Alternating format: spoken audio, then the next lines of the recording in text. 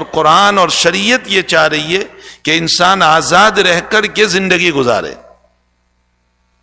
اور دنیا کی طاقتوں نے ہمیں ایسا غلام بنا لیا ہے، چاہے ہم چل رہے ہیں، پھر رہے ہیں، گھر میں کھا رہے ہیں، پی رہے ہیں، لیکن اپنے دماغی اعتبار سے ہم غلام بن چکے ہیں۔ ہماری سوچ کسی کی تابع ہو چکی ہے، اب ہماری سوچ نہیں رہی ہے۔ اسی لیے قرآن پر حملہ ہوتا ہے تو ہم قبول کر لیتے ہیں، حدیث پر حملہ ہوتا ہے تو ہم قبول کر لیتے ہیں، ذات اقدس پر حملہ ہوتا ہے تو ہم قبول کر لیتے ہیں، اسلام کے خلاف کوئی بات بولی جا رہی ہے تو ہم قبول کر لیتے ہیں، بلکہ اوپر سے بعض لوگ کہتے ہیں کہ ہاں ایسا ہوگا۔ اس کی وجہ یہ ہے کہ ظاہراً ہم چلتے پھرتے نظر آ رہے ہیں، ورنہ دماغی اعتبار سے ہم غلام بن چکے۔ شریعت مطہرہ یہ چاہتی ہے کہ نہیں، تم آزادانہ زندگی گزارو، تمہاری اپنی سوچ ہو۔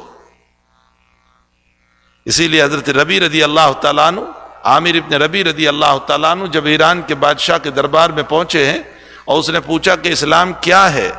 تو حضرت عامر نے جو تقریر کی ہے اس میں فرمایا کہ ہم غلامی کے دور گزار رہے تھے، محمد الرسول اللہ نے ہمیں غلامی سے نکال کر آزادی دلائی۔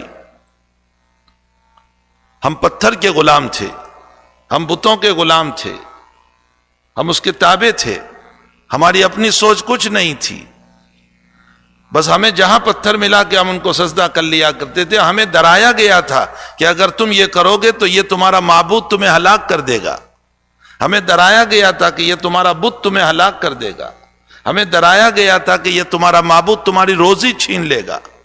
تو ہم ایسے غلام بنے ہوئے تھے ان پتھروں کے سامنے، حضور پاک صلی اللہ علیہ وسلم نے آ کر ہمیں اس غلامی سے نکال کر آزادانہ زندگی دی، اور یہ فرمایا کہ تم آزاد ہو، تم غلام نہیں ہو۔ اگر تم غلام ہو تو صرف ایک رب کے غلام ہو، ایک اللہ کے غلام ہو بس، اور اس اللہ نے تمہیں آزادی دی ہے۔ تو شریعت یہ چاہتی ہے کہ میرا ہر عمل جو ہے وہ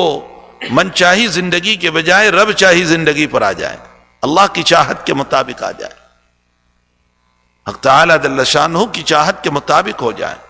تو من چاہی زندگی سے نکل کر رب چاہی زندگی پر آ جائیں۔